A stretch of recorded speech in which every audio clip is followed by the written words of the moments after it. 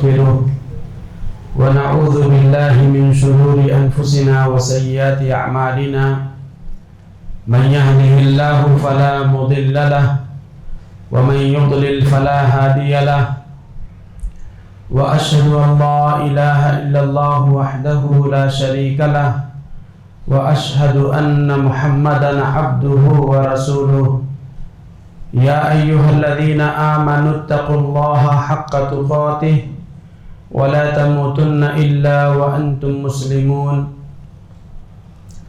يا أيها الناس اتقوا ربكم الذي خلقكم من نفس واحدة وخلق منها زوجها وبث منهما رجالا كثيرا ونساء واتقوا الله الذي تساءلون به والأرحام إن الله كان عليكم رقيبا يا أيها الذين آمنوا اتقوا الله وقولوا قولا سديدا يصلح لكم أعمالكم ويغفر لكم ذنوبكم ومن يطع الله ورسوله فقد فاز فوزا عظيما أما بعد فإن خير الحديث كتاب الله وخير الهدي هدي محمد صلى الله عليه وسلم وشر الأمور محدثاتها وكل محدثة بدعة وكل بدعة ضلالة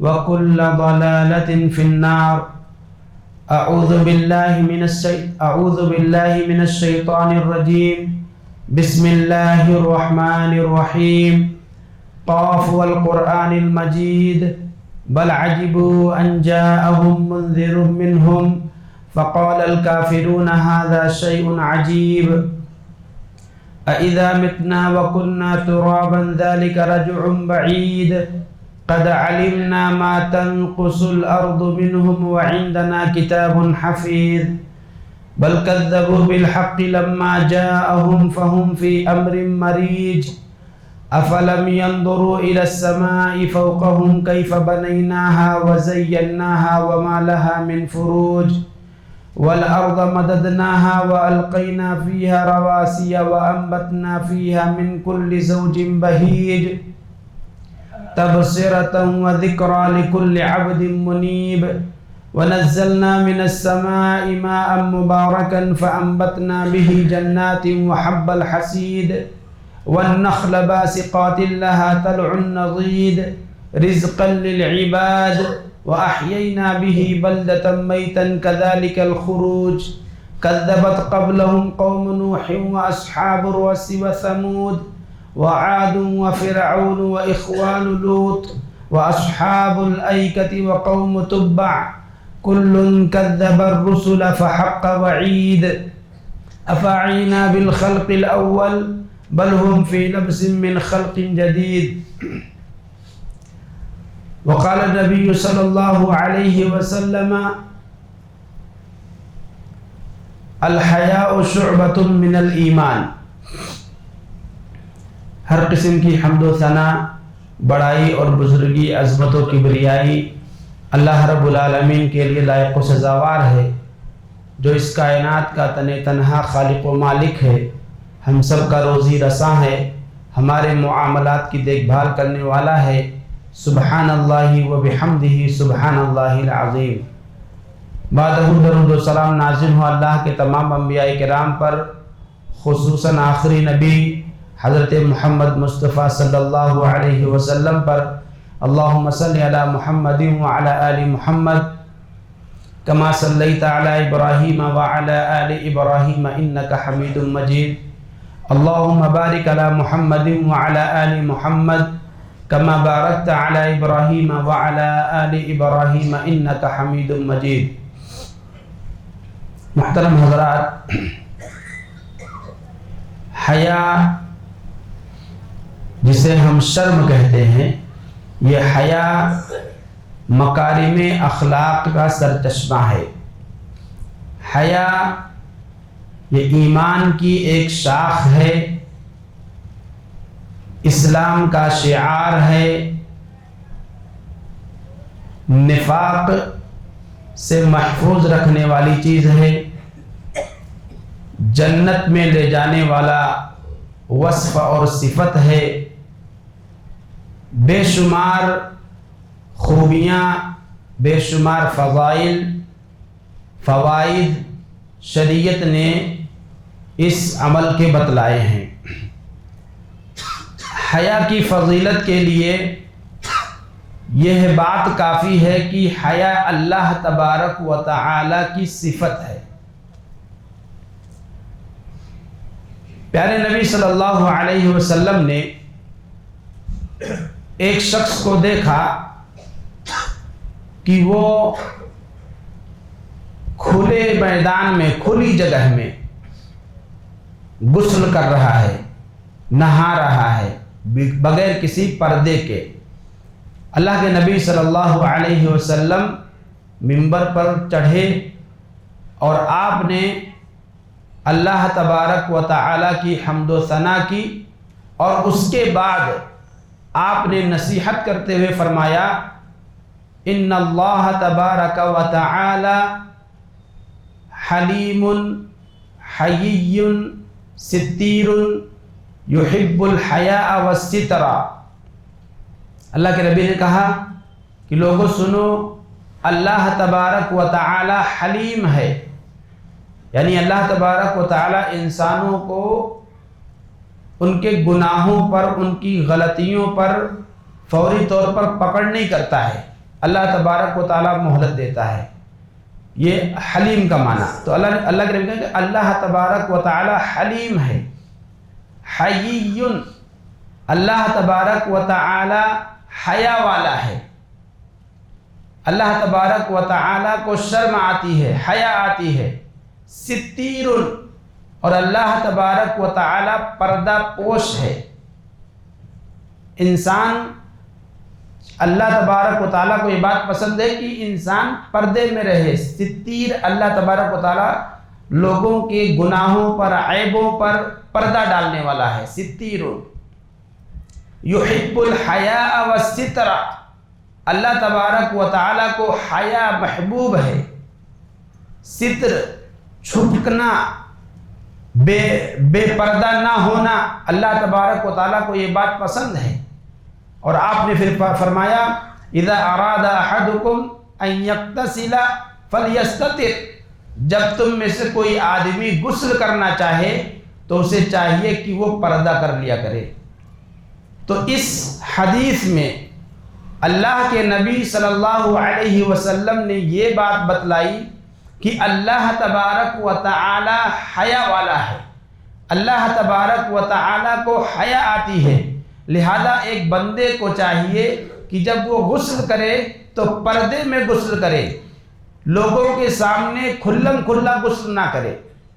आज हमारे समाज में एक बुरी आदत पाई जाती है, मर्दों में भी और औरतों में भी, बिलखुसूस चालियों में रहने वाले या हमारे समाज के वो लोग जो आमतौर से हमारे ही समाज में भंगारवाड़ी में जो लोग रहते हैं, उनके यहाँ हमने देखा, भाई हम भी उसी समाज से निकल करके आए हैं, तो हमने ये चीज़ देखा कि लोग जब नहाते हैं तो घरों के बाहर, चूँकि अंदर उनके दुकानों में माल रखा हुआ है, वहाँ नहाने की जगह नहीं है, तो वो बाहर रोड पर जहाँ गटर होता है वहीं पर नहाते हैं और चड्डी पहनकर नहाते हैं। मर्द हजरात बगैर किसी पर्दे के, कोई और ओट नहीं होता है, कुछ छुपा हुआ नहीं रहता, बस चड्डी पहन करके वहीं पर नहाना शुरू कर देते हैं। बच्चे हैं वो तो खैर कोई बात नहीं है, लेकिन बड़े लोग, बड़ी उम्र के लोग, नौजवान लोग, हमने इस चीज़ को देखा है अपने समाज के अंदर कि ऐसा लोग करते हैं। और यही अमल है जिस पर अल्लाह के नबी सल्लल्लाहु अलैहि वसल्लम ने तंबीह फरमाई कि अल्लाह के नबी ने एक शख्स को खुली जगह में बगैर किसी ओट और पर्दे के वो आदमी गुस्ल कर रहा था, तो अल्लाह के नबी सल्लल्लाहु अलैहि वसल्लम ने ये बात बतलाई कि जब तुम में से कोई आदमी गुस्ल करे तो पर्दा कर ले, ओट में हो जाए, कुछ आड़ कर ले फिर गुस्ल करे। ये तो मर्दों की कमियां हैं। और ख़वातीन में कमियां ये हैं कि वो घर छोटे होते हैं, अंदर कपड़ा धुलने के लिए जगह नहीं है, तो आम तौर से वो बाहर ही गलियों में बैठ करके कपड़ा धुलती हैं। अब वहाँ पर वो बेपर्दगी का मुजाहरा ये होता है कि कपड़ा धुलते वक्त दुपट्टा नहीं लेती हैं, बगैर दुपट्टे के बैठ जाएंगी और कपड़ा धुलती हैं। अब तो खैर आसानियाँ हो गई हैं और मशीन वगैरह इस्तेमाल होने लगे हैं, लेकिन हमारे समाज में अभी भी ऐसे घर और ऐसे इलाके जहाँ ये सहूलतें नहीं हैं या जिनके पास ये सहूलतें नहीं हैं वो इस तरह के काम अंजाम देते हैं। तो हमारी शरीयत ने इस अमल से मना किया है। अगर हम जहाँ कहीं भी रहते हैं पर्दे में रह करके नहाएं, और इसी तरह से ख़वातीन कपड़ा धुल रही हैं तो बेपर्दा होकर के ना बैठें। बिलखुसूस अगर वो गली है, आने जाने की जगह है, वहाँ से लोग आते जाते हैं, तो ऐसे वक्त में, ऐसे हालत में पर्दे के साथ दुपट्टा डाल करके कम से कम वो अपना काम करें। तो अल्लाह के नबी सल्लल्लाहु अलैहि वसल्लम ने फरमाया कि अल्लाह तबारक व तआला हया वाला है। अल्लाह तबारक व तआला हया को पसंद करता है, पर्दे को पसंद करता है। लिहाजा जब कोई आदमी गुस्ल करे तो वो पर्दे में हो करके गुस्ल करे। इसी तरह से एक दूसरी हदीस में अल्लाह के नबी ने फरमाया, इन्ना रब्बकुम तबारक व तआला हय्युन करीमुन, बेशक तुम्हारा रब बड़ा ही हया वाला और बहुत ज़्यादा इज्जत वाला है। तो ये दोनों हदीसें हमें बतलाती हैं कि हया या अल्लाह तबारक व तआला की सिफत है। ये और बात है कि अल्लाह तबारक व तआला की सिफत और बंदों की सिफत में फ़र्क है। अल्लाह की शान जितनी अज़ीम है उसी तरह से उसके सिफ़ात भी अज़ीम हैं, हम उसका यानी तसव्वुर भी नहीं कर सकते हैं। तो अल्लाह तबारक व तआला हया वाला है, अल्लाह तबारक व तआला को हया पसंद है। इसी तरह से आप देखिए कि हया ये अंबिया किराम अलैहिमुस्सलातु वस्सलाम की सिफत है। जहाँ ये अल्लाह की सिफत है वहीं ये अंबिया किराम अलैहिमुस्सलातु वस्सलाम की सिफत है। अल्लाह के नबी सल्लल्लाहु अलैहि वसल्लम ने मूसा अलैहिस्सलाम का वाक़या बयान किया, हदीस के अंदर मशहूर व मारूफ है, और एक आयत है कुरान मजीद के अंदर, उसकी तफसीर के ज़िम्न में अल्लाह के नबी ने उस वाक़े को बयान किया है। वाक़या यूँ है कि बनी इसराइल में गुस्ल करते वक्त पर्दे का एहतमाम नहीं होता था। आजकल जैसे हमारे यहाँ स्विमिंग पूल है, लोग एक दूसरे के सामने, मर्द, वहाँ तो खैर ये था कि औरतें अलग नहाती थी, मर्द अलग नहाते थे।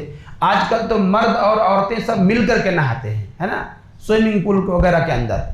तो ऐसा ही नहाने का तरीक़ा बनी इसराइल के अंदर भी था कि मर्द मर्द से पर्दा नहीं करता था, एक दूसरे के सामने नहाते थे नंगे हो करके, बगैर, अभी तो चड्डी वगैरह पहने, वहाँ चड्डी भी नहीं, कुछ नहीं, बगैर किसी चीज़ के पहने हुए यूँ ही लोगों के सामने नहाते थे।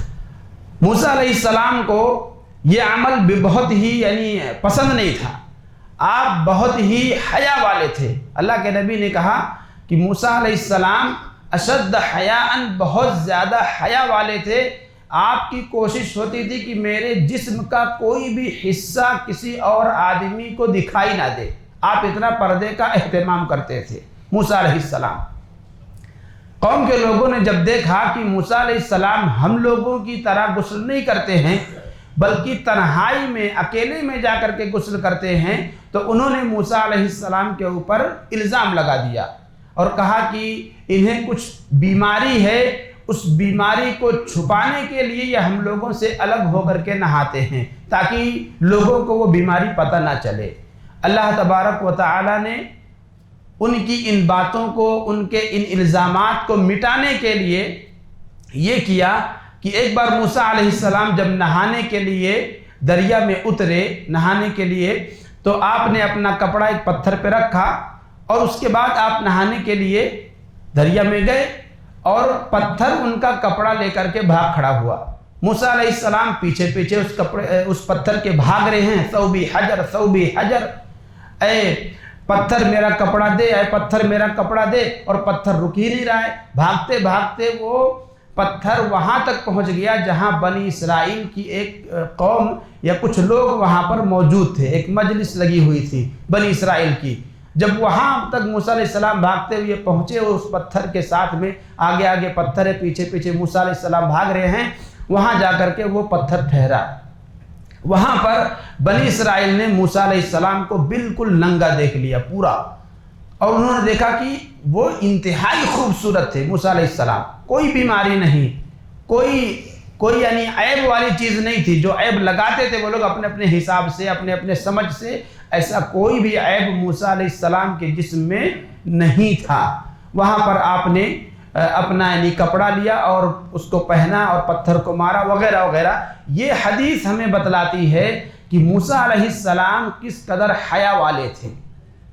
اس حدیث کی ابتدا میں ہی اللہ کے نبی صلی اللہ علیہ وسلم نے کہا کانا موسیٰ حیّن، موسیٰ علیہ السلام بہت ہی زیادہ حیا والے تھے، اور وہ کوشش کرتے تھے کہ ان کے جسم کا کوئی بھی حصہ کہیں سے کسی کو دکھائی نہ دے۔ موسیٰ علیہ السلام تو یہ حیا والے تھے۔ پتہ یہ چلا کہ انبیاء کرام علیہم السلام یہ حیا والے تھے، حیا ان کی بھی صفت تھی۔ اور پیارے نبی صلی اللہ علیہ وسلم کے کیا کہنے، صحابہ بیان کرتے ہیں کان رسول اللہ صلی اللہ علیہ وسلم اشد حیاء من العذراء فی خدرها، کہ ایک کنواری دوشیزہ پردے میں رہنے والی کنواری لڑکی سے زیادہ حیا نبی کریم صلی اللہ علیہ وسلم کے اندر تھی، اس سے بھی کہیں زیادہ نبی کریم صلی اللہ علیہ وسلم کے اندر حیا تھی۔ تو یہ حیا ہمارے نبی کی صفت ہے، حیا تمام انبیاء کرام کی صفت ہے، حیا یہ اللہ تبارک و تعالیٰ کی صفت ہے۔ حیا یہ جہاں اللہ کی صفت ہے، جہاں یہ انبیاء کرام کی صفت ہے، وہیں یہ فرشتوں کی بھی صفت ہے، اللہ کے نبی صلی اللہ علیہ وسلم اپنے گھر میں بیٹھے ہوئے ہیں، حضرت ابو بکر صدیق رضی اللہ عنہ آئے، ملاقات کے لیے اجازت چاہی، اللہ کے نبی نے انہیں آنے کی اجازت دی۔ اللہ کے نبی لیٹے ہوئے ہیں اور آپ کا کپڑا ران کے پاس تھا، یعنی ایسے اٹھا ہوا تھا۔ اللہ کے نبی ویسے لیٹے ہوئے ہیں، ابو بکر آئے، آپ نے اپنے کپڑے کو کچھ نہیں کیا، ویسے اسی پوزیشن میں رہے۔ حضرت عمر رضی اللہ عنہ آئے، اللہ کے نبی نے ان کو بھی آنے کی اجازت دی، لیکن آپ اسی پوزیشن میں رہے، آپ نے اپنے کپڑے کو درست نہیں کیا۔ حضرت عثمان رضی اللہ عنہ آئے، کون؟ حضرت عثمان رضی اللہ عنہ آئے، تو اللہ کے نبی نے اپنے کپڑے کو درست کر لیا، اللہ کے نبی نے اپنے کپڑے کو درست کر لیا۔ اس کے بعد پھر حضرت عثمان رضی اللہ عنہ کو آنے کی اجازت دی۔ جب سب چلے گئے تو اما عائشہ رضی اللہ عنہ نے کہا کہ اللہ کے نبی میرے والد آئے، آپ نے اپنے کپڑے کو درست نہیں کیا، عمر فاروق آئے، آپ نے اپنے کپڑے کو درست نہیں کیا، لیکن جب عثمان غنی آئے تو آپ نے اپنے کپڑے کو درست کر لیا، اس کے پیچھے وجہ کیا ہے؟ کیا واقعہ ہے؟ کیوں آپ نے اپنے کپڑے کو درست کر لیا عثمان غنی کے آنے پر؟ اللہ کے نبی نے کہا الا استحی، کیا میں اس بندے سے، اس انسان سے حیا نہ کروں جس سے فرشتے بھی حیا کرتے ہیں؟ تو یہ دیکھیے یہ حدیث جہاں حضرت عثمان رضی اللہ عنہ کے حیا کی دلیل ہے، وہیں یہ نبی کریم صلی اللہ علیہ وسلم کے حیا کی دلیل ہے، وہیں یہ فرشتوں کے حیا کی دلیل ہے۔ اللہ کے نبی کیا کریں کہ کیا میں اس بندے سے حیا نہ کروں کہ جس بندے سے اللہ کے فرشتے بھی حیا کرتے ہیں؟ تو پتہ یہ چلا کہ حیا کرنا، شرم کرنا، یہ جہاں اللہ کی صفت، جہاں انبیاء کی صفت، وہیں یہ فرشتوں کی بھی صفت ہے۔ اسی طرح سے آپ دیکھیے کہ حیا کرنا یہ اللہ تبارک و تعالیٰ کے نیک بندوں کی بھی صفت ہے، اور اس سلسلے میں بے شمار آپ کو واقعات اور مثالیں مل جائیں گی۔ حضرت ابو بکر صدیق رضی اللہ عنہ، حضرت ابو بکر صدیق رضی اللہ عنہ خطبہ دے رہے ہیں، منبر سے آپ کہہ رہے ہیں کہ اے لوگو اللہ تبارک و تعالیٰ سے حیا کرو، اور آپ اپنی مثال دے رہے ہیں، کہتے ہیں واللہ اللہ کی قسم جب میں قضائے حاجت کے لیے جاتا ہوں تو شرم کی وجہ سے اپنے کپڑے کو اپنے سر کے اوپر کر لیتا ہوں، اللہ تبارک و تعالیٰ سے حیا کی وجہ سے، اللہ تبارک و تعالیٰ سے حیا کرنے کی وجہ سے میں اپنے کپڑے کو اپنے سر کے اوپر کر لیتا ہوں۔ یعنی پردہ کرنے کی پوری کوشش کرتا ہوں کہ بے پردگی نہ ہو۔ تو دیکھیے ہمارے دین نے حیا کو انتہائی اعلیٰ مقام دیا ہے، بلکہ اللہ کے نبی نے تو یہاں تک کہا ان لکل دین خلقا، کہ ہر دین کا ایک امتیازی اور خاص وصف ہوا کرتا ہے۔ ہر دین میں حسن اخلاق کے تعلق سے ایک خاص وصف رہا ہے کہ اس دین کے اندر اس چیز پر زیادہ محنت کی گئی ہے، زیادہ توجہ دی گئی ہے۔ وَخُلُقُ الْإِسْلَامِ الْحَيَاءُ، اسلام کا اہم ترین وصف، خاص امتیازی وصف یہ حیا ہے۔ تو حیا یہ اسلام کا امتیازی وصف ہے، اسلام کا شعار ہے، اسلام کی پہچان ہے۔ اللہ کے نبی نے حیا کو ایمان کا حصہ قرار دیا۔ آپ نے کہا الحیاء شعبۃ من الایمان، حیا یہ ایمان کا ایک حصہ ہے۔ اللہ کے نبی نے پوری حدیث اللہ کے نبی نے اس طرح کہا کہ الایمان بضع وستون وفی روایت 70 شعبہ، کہ ایمان کی 63 یا 73 سے زائد شاخیں ہیں، اور آپ نے کہا کہ سب سے اعلیٰ حصہ لا الہ الا اللہ ہے، سب سے ادنا حصہ راستے سے تکلیف دہ چیز ہٹانا ہے۔ 73 میں اللہ کے نبی نے صرف 2 باتیں بتلائیں، سب سے اعلیٰ، سب سے ادنا۔ سب سے اونچا کیا ہے؟ لا الہ الا اللہ۔ سب سے نچلا حصہ کیا ہے؟ راستے سے تکلیف دہ چیز کو ہٹانا۔ پھر ان تمام میں سے جو جڑ ہے، جو اصل ہے، جو بنیاد ہے، اس کی طرف اشارہ کرتے ہوئے اللہ کے نبی نے کہا الحیاء شعبۃ من الایمان، کہ حیا ایمان کا حصہ ہے۔ اللہ کے نبی نے الگ سے اس کا تذکرہ کیا، اس کو الگ سے بتلایا، اس کی اہمیت کو واضح کرنے کے لیے۔ اسی طرح سے اللہ کے نبی نے حیا کی اہمیت کو بیان کرتے ہوئے ایک حدیث میں فرمایا الحیاء کلہ، ایک روایت ہے صحابہ بیان کرتے ہیں کہ ہماری مجلس لگی ہوئی تھی اور ہم بیٹھے ہوئے تھے، بات چل رہی تھی، کسی نے اللہ کے نبی سے سوال کر لیا کہ اللہ کے نبی کیا حیا بھی ایمان کا حصہ ہے، دین کا حصہ ہے؟ تو آپ نے فرمایا بل هو الدین کلہ، تم پوچھتے ہو دین کا ایمان کا حصہ ہے کہ نہیں، وہ پورا دین ہے۔ حیا، شرم یہ دین کا پورا حصہ ہے۔ اور آپ نے ایک حدیث میں فرمایا الحیاء لا یأتی الا بخیر، کہ حیا یہ صرف خیر اور بھلائی لے کر آتا ہے، یعنی حیا یہ خیر کا، بھلائی کا سرچشمہ۔ حیا کا انجام کبھی بھی برا نہیں ہوگا، حیا اور شرم کا انجام ہمیشہ اچھا اور بھلا ہی ہوگا۔ جبکہ اس کے بالمقابل بے حیائی یہ حیا کی ضد ہے، اور یہ ہر بے حیائی جو ہے یہ ہر برائی کا سرچشمہ ہے۔ اسی لیے اللہ کے نبی نے فرمایا ان مما ادرک الناس من کلام النبوۃ الاولی، کہ پہلے نبیوں کی جو باتیں لوگوں کو یاد رہ گئی ہیں، جو لوگوں میں منتقل ہوتی آئی ہیں، وہ یہ ہے اذا لم تستحی فاصنع ما شئت، کہ جب تمہارے اندر حیا نہ بچے تو جو چاہے وہ کر گزرو۔ یعنی جس آدمی کے اندر، جس شخص کے اندر حیا نہ ہو، وہ ہر قسم کی برائی اور بے حیائی کا ارتکاب کر سکتا ہے، لیکن جس کے اندر حیا ہے الحیاء لا یأتی الا بخیر، حیا یہ سراپا خیر کا باعث ہے۔ تو بے حیائی سے اپنے آپ کو بچائیں اور حیا والے بنیں۔ اور ایک حدیث میں اللہ کے نبی نے فرمایا الحیاء والعی شعبتان من الایمان، حیا اور بات کرتے وقت ٹھہر کے بات کرنا، بات میں ٹھہراؤ رکھنا، وقار اور سنجیدگی پیدا کرنا، یہ ایمان کا حصہ ہے۔ جبکہ والبذاء والبیان، بے حیائی کا مظاہرہ کرنا اور بہت زیادہ باتیں کرنا، یہ نفاق کا حصہ ہے۔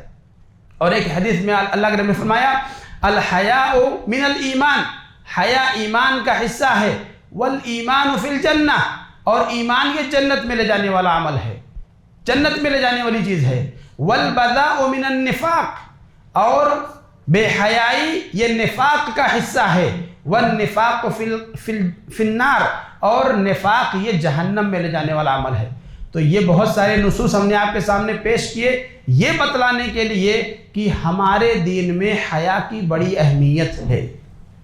حیا اللہ کی صفت ہے، حیا انبیاء کرام کی صفت ہے، حیا اللہ کے نیک بندوں کی صفت ہے، حیا اللہ کے فرشتوں کی صفت ہے، حیا خیر کا سرچشمہ ہے، حیا ایمان کا حصہ ہے، حیا اسلام کا شعار ہے۔ یہ سارے فضائل، یہ ساری باتیں حیا کے تعلق سے جو بیان کی گئیں وہ اس لیے بیان کی گئیں تاکہ ایک مسلمان مرد ہو یا عورت ہو وہ اپنے اندر حیا پیدا کرے، بے حیائی سے دور رہے۔ حضرات آئیے ہم دیکھتے ہیں کتاب و سنت کے اندر بے شمار واقعات حیا کے تعلق سے ہمیں ملیں گے، انہیں پڑھیں، انہیں سنیں، پڑھیں اور اپنی زندگیوں کا جائزہ لیں کہ ہم کہاں کھڑے ہیں، ہم اس حوالے سے، شرم و حیا کے حوالے سے ہمارا کیا کردار ہے اور ہم آج کس درجے میں ہیں، کس مقام پر ہے، ہمیں اس پر غور کرنا ہے۔ حضرت موسیٰ علیہ السلام فرعون کے ڈر سے مدین کی طرف بھاگ نکلے۔ وہاں پر آپ نے دیکھا کہ دو لڑکیاں اپنے جانوروں کو، اپنی بکریوں کو لے کر کے دور کھڑی ہیں اور ایک کنواں ہے، اس کنویں پر مرد حضرات اپنی بکریوں کو پانی پلا رہے ہیں۔ موسیٰ علیہ السلام نے جا کر کے وجہ پوچھی کہ تم دونوں یہاں کیوں رکی ہوئی ہو، پانی پلانے کے لیے کیوں نہیں گئی؟ تو انہوں نے کہا کہ وہاں مردوں کی بھیڑ لگی ہوئی ہے اور ہم ابھی نہیں جائیں گے، جب وہ مرد چلے جائیں گے تو ہم جا کر کے اپنی بکریوں کو پانی پلائیں گے۔ کیوں ان لڑکیوں نے ایسا کیا؟ شرم و حیا کی وجہ سے، شرم و حیا کی وجہ سے۔ ان کی تربیت تھی کہ مردوں کے بیچ میں ہم نہیں جائیں گے، مردوں کے جانے کے بعد ہم اپنی بکریوں کو، اپنے جانوروں کو پانی پلائیں گے۔ یہ تربیت، ایسی تربیت ہمیں اپنے بچیوں کی کرنی ہے، ایسی تربیت ہمیں اپنے بچیوں کی کرنی ہے کہ وہ مردوں کی بھیڑ دیکھ کر کے دور ہٹ جائیں۔ آج ہم یہ سمجھتے ہیں، ہمارے گھروں کی بچیاں یہ سمجھتی ہیں کہ مردوں سے نگاہیں ملا کر کے گفتگو کرنا، نظریں ملا کر کے گفتگو کرنا یہ ٹیلنٹ ہے، یہ مہارت ہے، یہ اپنے آپ کو یعنی کہ ایک طرح سے فیشن سمجھتی ہیں اور اپنے آپ کو اپنی قابلیت سمجھتی ہیں۔ یاد رکھیں میری مائیں اور بہنیں جو اسکولوں میں بالخصوص بہنیں پڑھتی ہیں، بچیاں پڑھتی ہیں، وہ بات یاد رکھیں کہ یہ مردوں سے نگاہیں ملا کر کے گفتگو کرنا یہ اپنے آپ میں ٹیلنٹ دنیا والے سمجھتے ہوں گے، اسلام میں نہیں۔ دور رہیں، اپنے آپ کو ان چیزوں سے دور کریں۔ ہاں گفتگو کرنے کی ضرورت ہے، اس سے انکار نہیں ہے، نگاہیں نیچی رکھیں، گفتگو کریں۔ آپس میں جب گفتگو کرنی ہے، گرلس سے گفتگو کرنی ہے، نگاہیں ملا کر کے کریے، مگر جہاں مرد حضرات آگے، جہاں پر لڑکے آگے، وہاں پر نگاہیں نیچی رکھیں۔ یہی اصل میں حیا اور شرم کی پہچان ہے۔ تو موسیٰ علیہ السلام نے دو لڑکیوں کو دیکھا کہ وہ مردوں کے جھنڈ سے الگ کھڑی ہیں، پوچھا اور پھر جا کر کے انہیں پانی پلوایا ان کی بکریوں کو۔ اور وہ لڑکیاں چونکہ معمول سے پہلے گھر پہ پہنچ گئیں تو ان کے والد نے پوچھا کہ آج پہلے کیسے آ گئی، پوری بات انہوں نے بتلائی۔ اور ایک بیٹی نے مشورہ دیا کہ انہیں اپنے پاس بلا لیجئے، نوکری پر رکھ لیجئے، کیونکہ وہ آدمی قوی ہے۔ ان خیر من استاجرت القوی الامین، وہ قوی ہیں، طاقتور ہیں، امین ہیں، امانت دار ہیں۔ تو ان کے والد نے ایک بچی کو بھیجا، جاؤ بلا کر لاؤ۔ اس کے آنے کا تذکرہ قرآن مجید نے ان الفاظ میں کیا، فَجَاءَتْهُ إِحْدَاهُمَا تَمْشِي عَلَى اسْتِحْيَاءٍ۔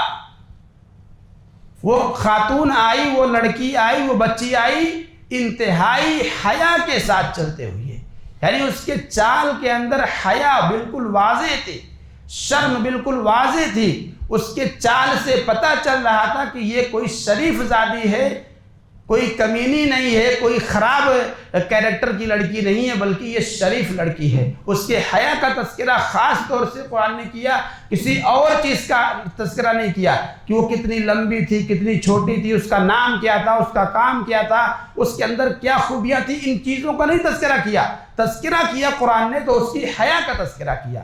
پتہ یہ چلا کہ ہماری لڑکیاں، ہماری بچیاں، ہماری بہنیں، ہماری مائیں یہ اپنے اندر حیا پیدا کریں، کیونکہ حیا ہی یہ قابل ذکر چیز ہے، حیا ہی قابل ذکر شے ہے۔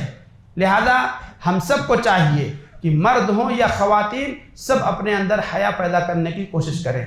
حیا یہ ہر کسی کے اندر ہو۔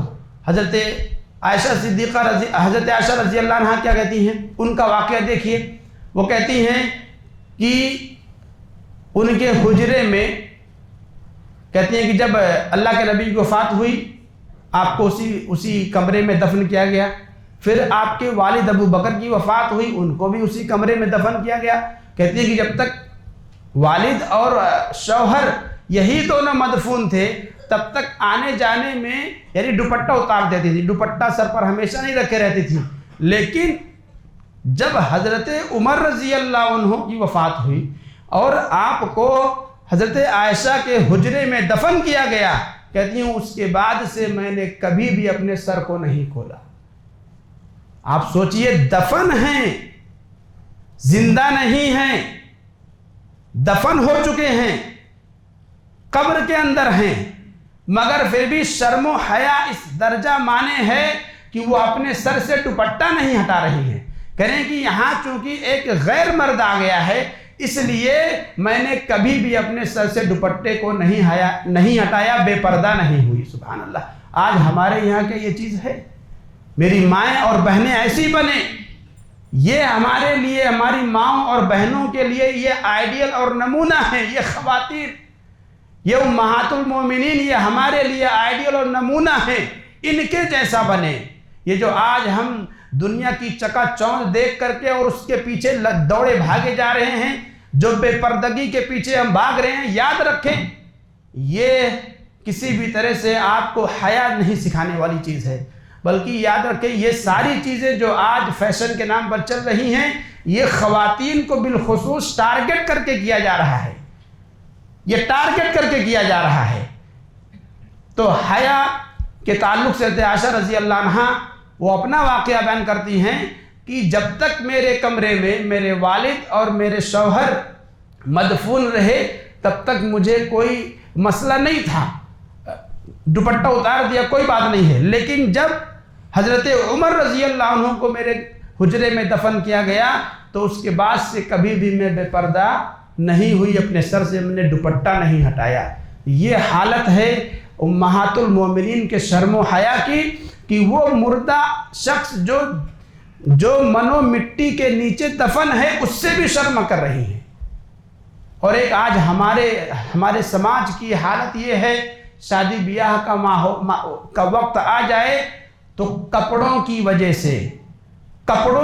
سے واللہ وہ خواتین جو کبھی بے پردہ نہیں نکلتی ہیں، ہمیشہ نقاب لگا کے نکلتی ہیں، لیکن شادی بیاہ کے دنوں میں صرف اس لیے کہ ان کا کپڑا ایسا ہوتا ہے کہ اس پر نقاب نہیں پہن پائیں گی، کیونکہ اس کے اندر یعنی ڈیزائن اتنا زیادہ وہ نقش و نگار ہوتے ہیں کہ اس پر چلے گا ہی نہیں وہ۔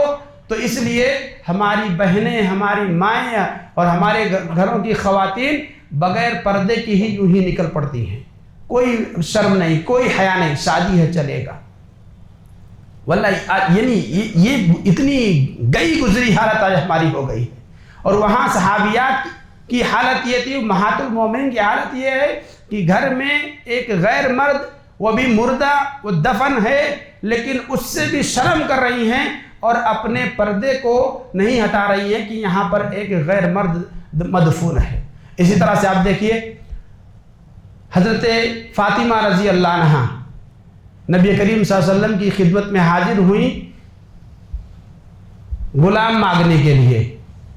خبر ملی کہ غلام آئے ہوئے ہیں، سوچا کہ چلوں ایک وہ بھی حضرت عائشہ رضی اللہ عنہ یا کسی دوسری یعنی والدہ کے کہنے پر گئیں، چونکہ ساری امہات المومنین آپ کی والدہ ہیں، تو کسی کے کہنے پر گئیں کہ چلو ایک مانگ لیتی ہوں، بہت زیادہ کام پڑ جاتا ہے، تھک جاتی ہوں، تو چلو ایک غلام مانگ لیتی ہوں تاکہ تھوڑی سی ہاتھ بٹا دے گا، تھوڑا کام ہلکا ہو جائے گا۔ گئیں، لیکن شرم کی وجہ سے اللہ کے نبی کے سامنے بول نہیں سکیں۔ اللہ کے نبی نے پوچھا بیٹی کیوں آئی ہو؟ کہا آپ کو سلام کرنے آئی تھی۔ کیا کہہ رہی ہیں؟ کہہ رہی میں آپ کو سلام کرنے آئی تھی۔ یعنی حیا، شرم، لوگوں کے سامنے کیسے کہوں کہ مجھے ایک غلام دے دیجئے تاکہ میرے اوپر جو کاموں کا بوجھ ہے کچھ ہلکا ہو جائے، نہیں کہہ سکی اس بیٹی نے۔ کہا کہ میں آپ کو سلام کرنے کے لیے آئی تھی، اس لیے میں آپ کے پاس آئی تھی۔ اللہ کے نبی صلی اللہ علیہ وسلم کو خبر ہوئی کہ اس لیے آئی تھی۔ جب اللہ کے نبی واپس گئے گھر پہ تو امہات المومنین نے بتایا کہ ایسا ایسا معاملہ ہے، اس لیے گئی تھی۔ اللہ کے نبی صلی اللہ علیہ وسلم حضرت فاطمہ رضی اللہ عنہا کے پاس آئے، جبکہ شوہر حضرت علی اور فاطمہ یہ دونوں اپنے بستر میں جا چکے تھے۔ اللہ کے نبی آئے اور اللہ کے نبی صلی اللہ علیہ وسلم نے پھر ان دونوں کو وظیفہ بتلایا، اپنی بیٹی کو سکھایا کہ بیٹی رات میں سونے کے وقت 33 مرتبہ سبحان اللہ، 33 مرتبہ الحمدللہ اور 34 مرتبہ اللہ اکبر کہہ لیا کرو تو تمہارے دن بھر کی جو تھکن ہیں وہ سارے دور ہو جائیں گے، کئی غلام سے یہ بہتر ہے۔ تو یہ ہمارے لیے، ہماری گھروں کی خواتین کے لیے اسوہ اور نمونہ ہے یہ خواتین۔ حضرت عائشہ رضی اللہ عنہ کہتی ہیں کہ ہم حج میں نکلی اور حج میں خواتین کا چہرہ نہیں چھپانا ہے، کھلا رکھنا ہے، لیکن وہ کہتی ہیں کہ ہم جب گزرتی تھیں اور سامنے جب ہمارے مرد آ جاتے تھے طواف کرنے کے ٹائم میں، اگر سامنے مرد آ جاتے تھے تو اپنے کپڑوں کو اپنے چہروں پر ایسا تھوڑا سا لگا لیتے تھے تاکہ ہمارے چہرے نہ دکھائی دیں، اپنے چہروں کو ایسا تھوڑا سا اوٹ کر لیا کرتی تھی تاکہ مردوں کو ہمارے چہرے نہ دکھائی دیں، اور جب مرد چلے جاتے تو ہم اپنے چہروں کو کھول لیا کرتی تھی۔ یہ ہے شرم و حیا، یہ مطلوب ہے شریعت میں، خواتین سے یہ مطلوب ہے۔ اور آج ہمارے خواتین کی کیا حالت ہے، اللہ تعالیٰ خیر فرمائے۔ ایک خاتون جنگ خندق کے اندر ان کے صاحبزادے کا وفات ہو گیا، ان کا لڑکا مر گیا، وفات ہو گیا، اس کا جنگ کے اندر شہید ہو گیا۔ وہ خاتون نقاب لگائے ہوئے پردے کی حالت میں نبی کریم صلی اللہ علیہ وسلم کی خدمت میں حاضر ہوئیں، یہ پوچھنے کے لیے کہ میرے بیٹے کا انجام کیا ہوا، اس کے ساتھ کیا معاملہ ہوا۔ تو ایک شخص نے، ایک صحابی نے کہا دیکھو اس خاتون کی حالت کہ بیٹے کی وفات ہو گئی ہے، اور اس کے وفات پر نہ تو اس کو رونا آ رہا ہے نہ دھونا آ رہا ہے، پردہ کر کے نقاب لگا کر کے بغیر روئے پیٹے ہوئی آ کر کے اللہ کے نبی سے سوال کر رہی ہے۔ تو اس خاتون نے کہا دیکھو میرے بیٹے کی وفات ہوئی ہے، میرے حیا کا جنازہ نہیں اٹھا ہے، میرا حیا نہیں ختم، میری حیا ختم نہیں ہوئی ہے، میرا بیٹا مرا ہے، میرا بیٹا شہید ہو گیا ہے، میری حیا نہیں ختم ہو گئی ہے، حیا باقی ہے، اس لیے اتنی بڑی مصیبت اور پریشانی آنے کے بعد بھی میں نے بے پردگی کا مظاہرہ نہیں کیا بلکہ پردے کے ساتھ میں آئی ہوں۔ یعنی یہ نمونے ہیں، یہ ہمارے لیے نمونے ہیں کہ ایسی بنے، ہمارے گھروں کی خواتین ایسی بنے، نہ کہ آج جو ہمارے سماج کے اندر فلمی یا اسی طرح سے ڈراموں کے اندر یا سیریل کے اندر جو کردار دکھائے جا رہے ہیں ویسا نہیں بننا ہے، وہ تو سب جہنم میں لے جانے والی چیزیں ہیں۔ اللہ کے نبی کہا نساء کاسیات عاریات ممیلات مائلات کأن رؤوسہن کأسنمۃ البخت المائلہ، کہ ایسا زمانہ آئے گا کہ عورتیں کپڑا پہننے کے باوجود ننگی ہوں گی اور اپنے چال ڈھال سے مردوں کو اپنی طرف راغب کریں گی، کشش پیدا کریں گی، لبھائیں گی مردوں کو اپنی طرف۔ اور اللہ کے نبی نے کہا کہ یہ اس طرح کی خواتین جن کے اندر یہ عادتیں ہوں، جن کی یہ خصلتیں ہوں، یہ جنت کی خوشبو بھی نہیں پائیں گی۔ جنت میں داخلے کی بات تو دور ہے، جنت کی خوشبو بھی نہیں پائیں گی۔ حالانکہ جنت کی خوشبو بعض روایتوں میں ہے کہ 70 سال کی مسافت سے سونگھی جا سکتی ہے، یعنی 70 سال کی دوری پر جنت ہو اور اتنا دور آدمی کھڑا ہو تو بھی جنت کی خوشبو آدمی کو محسوس ہوگی۔ لیکن اللہ کے نبی کہہ رہے ہیں کہ اتنا دوری ہوگی ایسی عورتوں کے درمیان اور جنت کے درمیان کہ انہیں جنت کی خوشبو بھی نہیں ملے گی۔ آج ہماری گھروں کی خواتین انہیں اپنا کردار، انہیں اپنا آئیڈیل بنائے بیٹھی ہیں، انہیں اپنا نمونہ بنائے بیٹھی ہیں کہ جن کے تعلق سے اللہ کے نبی نے یہ بات کہی ہے، اور جن کے تعلق سے اللہ کے نبی نے کہا کہ وہ جنتی فلاں جنتی فلاں جنتی، انہیں یعنی خواتین ہماری جانتی ہی نہیں ہیں، انہیں پتہ ہی نہیں ہے کہ ایسی بھی شخصیتیں اور ایسی بھی خواتین اس دنیا کے اندر گزری ہیں۔ لہذا شرم و حیا جو اسلام کا ایک امتیازی وصف ہے، ایک اسلام کا ایک شعار ہے، اسلام کی پہچان ہے، اس چیز کو ہمارے مردوں کے اندر بھی ہونی چاہیے اور ہمارے عورتوں کے اندر بھی ہونی چاہیے، یہ انتہائی ضروری ہے۔ حضرات، حیا کس سے کریں؟ شرم کس سے کریں؟ سب سے پہلے نمبر پر اللہ تبارک و تعالیٰ سے حیا کریں۔ اللہ تبارک و تعالیٰ سے حیا کریں۔ کیسے کریں؟ اللہ کے نبی صلی اللہ علیہ وسلم نے حدیث میں بیان فرمایا، آپ نے صحابہ کرام کو نصیحت کرتے ہوئے کہا، استحیوا من اللہ حق الحیا، اے میرے صحابہ، اللہ سے اس طرح سے حیا کرو جیسے اس سے حیا کرنے کا حق ہے۔ حضرت عبداللہ بن مسعود رضی اللہ عنہ کہتے ہیں، ہم نے کہا کہ ہم اللہ سے نحن نستحی من اللہ الحمدللہ، کہتے ہیں کہ میں نے کہا کہ اللہ کا شکر ہے، ہم اللہ سے حیا کرتے ہیں۔ اللہ کے نبی نے کہا، لیس ذالک، جو تم سمجھ رہے ہو وہ میرا مطلب نہیں ہے، اللہ سے حیا کرنے کا یہ مطلب نہیں ہے۔ اللہ سے حیا کرنے کا مطلب یہ ہے کہ یہ ہمارا سر، اور اس سر کے اندر جو چیزیں پہنچنے والی ہیں، اس سر میں کہاں سے چیزیں پہنچتی ہیں؟ کان سے جاتی ہے، ہمارے آنکھ کے ذریعے سے پہنچتی ہے، ہمارے زبان سے ذریعے سے، یہ چیزیں سر سے متعلق ہیں۔ اللہ کے نبی نے کہا کہ یہ سر اور اس سے ملی ہوئی چیزوں کی حفاظت ہو، یعنی ہمارے کان، ہمارے آنکھ، ہمارے منہ، یہ ان چیزوں کا ہم خیال رکھیں، ان سے اللہ کی نافرمانی نہ ہو۔ والبطن وما ہوا، اور یہ پیٹ، اس پیٹ کے اندر جو جا رہا ہے اس چیز کی حفاظت کریں، یعنی حرام سے ہم بچیں، کیونکہ پیٹ میں کیا جاتا ہے؟ پہلے کھاتے ہیں پیتے ہیں، تو کھانا اور پانی یہ حرام کا نہ ہو، حلال کا ہو، اور حرام چیز نہ ہو۔ جو چیز کھا رہے ہیں وہ بھی حلال ہو اور حلال طریقے سے حاصل کیا گیا ہو۔ اور اللہ کے نبی نے کہا، وَلْتَذْكُرِ الْمَوْتَ وَالْبِلَا، اور آدمی موت کو اور ہڈیوں کے بوسیدہ ہو جانے کو یاد رکھے۔ اور وَمَنْ أَرَادَ الْآخِرَةَ، اور جو شخص آخرت کا ارادہ رکھتا ہے، تَرَكَ زِينَةَ الدُّنْيَا، تو وہ دنیا کی زینت کو ترک کر دیتا ہے۔ اللہ کے نبی نے کہا، مَنْ فَعَلَ ذَلِكَ، جو شخص ایسا کرے، فَقَدْ اسْتَحْيَا مِنَ اللَّهِ حَقَّ الْحَيَاءِ، تو ایسا آدمی کما حقہ اللہ سے حیا کرنے والا ہے۔ یعنی انسان اپنے جسم کے کسی بھی عضو سے، اپنے جسم کے کسی بھی عضو سے، ہاتھ، پیر، آنکھ، منہ، ناک، کان، کسی بھی چیز سے انسان اللہ کی نافرمانی نہ کرے تو یہ اللہ کا حیا ہے، اللہ سے حیا ہے۔ اللہ سے حیا کریں، فرشتوں سے حیا کریں۔ فرشتے یہ ہمارے ساتھ ہمیشہ لگے ہوئے ہیں، ہمیں ہمیشہ ہمارے ساتھ ہیں، وہ ہمارے عملوں کو لکھ رہے ہیں، ان سے بھی حیا کریں۔ اسی سلف نے کہا، استحیوا من لا یفارقکم، ان سے حیا کرو جو تم سے کبھی جدا ہی نہیں ہوتے ہیں، ان سے حیا کرو۔ وَأَكْرِمُوهُمْ، اور ان کی عزت و تکریم کرو۔ حیا کیا ہے؟ ہم نے شروع میں ہی کہا، ہم اور آپ یہ چاہتے ہیں کہ لوگوں کے درمیان ہماری بدنامی نہ ہو۔ بدنامی سے بچنے کے لیے ہم کوئی برا کام نہیں کرتے ہیں، ہم چاہتے ہیں کہ کسی کی نگاہ میں ہم برے نہ بنیں، تو بس تو ایسے ہی اللہ کی نگاہ میں برے نہ بنے، فرشتوں کی نگاہ میں برے نہ بنے۔ لوگوں سے بھی حیا کرنی ہے، عام انسانوں سے حیا کرے کہ ان کی نگاہ میں ہم برے نہ بنے، اس لیے ہم بچتے ہیں۔